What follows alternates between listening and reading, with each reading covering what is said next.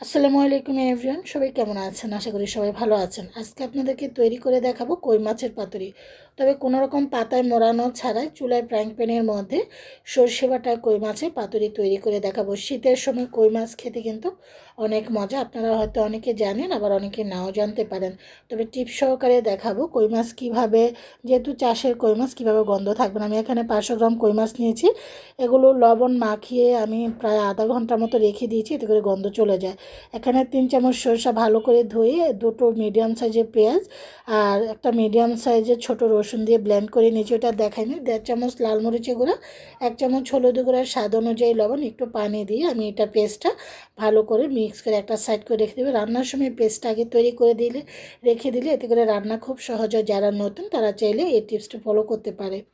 আমি এখানে সরষেটা একটু বেশি দিয়েছি, এতে করে খেতে অনেক বেশি ভালো লাগে। চুলা ফ্রাইং প্যান বসিয়ে দিয়ে দিচ্ছি এখানে সরিষার তেল, দিয়ে দিচ্ছি সেই পেস্টটা, দিয়ে একটু পানি দিয়ে এখন এটাকে ভালো করে কষিয়ে নেব। মশলাটা কিন্তু ভালো করে কষিয়ে না নিলে কাঁচা সরিষার কিন্তু একটা আলাদা স্মেল থাকে, সে স্মেলটা কিন্তু ভালো লাগে না। অবশ্যই ভালো করে কষিয়ে নেবে। যখন তেলটা একদম ভালো করে কষাতে হবে, তেলটা যখন উপরে ছেড়ে আসবে এবং সুন্দর একটা গন্ধ বেরোবে, তখনই বুঝতে পারবেন যে মশলাটা কষানো হয়ে গিয়েছে। আমার মশলাটা কিন্তু এখনও কষানো হয়নি, দেখতে পাচ্ছেন ভালো করে কিন্তু তেল ছেড়ে আসেনি। মশলাটা কষানো যাওয়ার তেলটা উপরে ছেড়ে আসার পরে এখন এক এক করে আমি কই মাছগুলো দিয়ে দিই। তবে কই মাছগুলো আমি ভেজে রান্না করছি না, আজকে আমি কাঁচাই রান্না করছি। এতে করেও কিন্তু এটা টেস্টটা অনেক ভালো আসে। আপনার চলে ভেজেও রান্না করতে পারেন।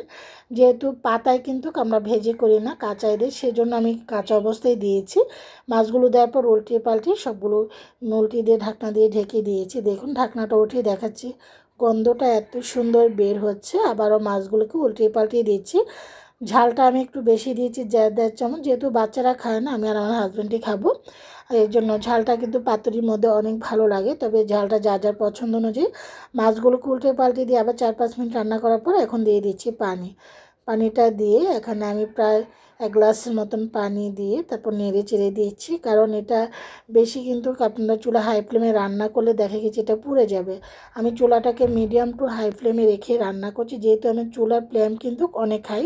নেড়ে চেড়ে দিয়ে আবারও আমি ভালো করে, যে দেখুন, নেড়ে চেড়ে দিয়ে ঢাকনা দিয়ে ঢেকে আরও প্রায় 5-6 মিনিট ঢেকে রান্না করছি। 5-6 মিনিট পর ঢাকনাটা উঠিয়ে আপনাদেরকে দেখাচ্ছি যে ঝোলটা কিন্তু আস্তে আস্তে ঘন হয়ে আসছে। আমি আবারও বলছি, আমি সরিষা বাটাটা 3 চামচ দিয়েছি। আমার কাছে এই সরিষা বাটাটা এইভাবে রান্না করলে এটা খেতে এত ভালো লাগে গরম গরম ভাতের সাথে। আমার সরিষা বাটা দিয়ে কিন্তু কই মাছের পাতুরিটা হয়ে গিয়েছে। 4-5টি কাঁচামরিচ, 1 মুঠো ধনেপাতা দিয়ে নেড়ে চেড়ে এখন আমি ঢাকনা দিয়ে ঢেকে রেখে দেবো। রেখে চুলাটা অফ করে দেব।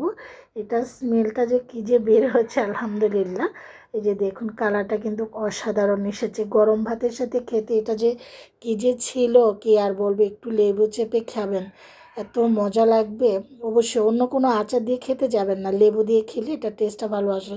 রান্নাটা হয়ে যাওয়ার পর 5 মিনিট চুলা ঢেকে চলে আসে সার্ভ করার জন্য। একটা সার্ভিং প্লেটে সার্ভ করে নিচ্ছি। আমি আবারও বলছি, গন্ধটা এত সুন্দর বের হচ্ছে। আপনারাও ট্রাই করতে পারেন। শীতে কিন্তু কই মাছ খেতে অনেক মজা। আমি এখানে ভাতের সাথে সার্ভ করে নিচ্ছি। আলহামদুলিল্লাহ অনেক মজা হয়েছে। ট্রাই করতে পারেন। সর্ষে বাটায় কোনো রকম পাতা ব্যবহার করা ছাড়া কই মাছের পাতুরি। আশা করি সবারই ভালো লাগবে। সবাই ভালো থাকেন, সুস্থ থাকেন। আল্লাহ হাফিজ।